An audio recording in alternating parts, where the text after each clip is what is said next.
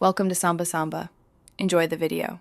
You begin by verifying that your device actually supports private DNS and that you have the DNS hostname or IP to use. Once done, back up your current network settings so you can restore them if needed.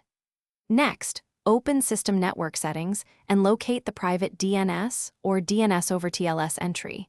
You will input the provider hostname rather than a raw IP on most devices. Make sure to note any admin passwords and confirm connectivity to avoid interruptions before proceeding. You now enter the provider hostname into the private DNS field and save. This tells the system to use DNS over TLS rather than plain queries. If you manage a router, enable do T or do H in the router UI and update firmware first so features work reliably.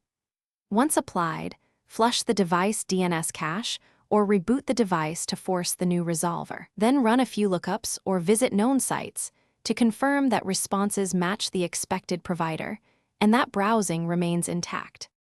You finish by verifying that queries are encrypted and routed to the new resolver. Use a DNS leak test or your provider's status indicator to confirm. If something breaks, revert to your backed up settings immediately, confirm the hostname spelling, check firewall or router blocking, and reboot both client and router. Many issues clear after a restart. Finally, document the working configuration and set reminders to update firmware, and retest periodically so your private DNS stays secure and reliable. Thanks for watching. Consider subscribing if we helped you.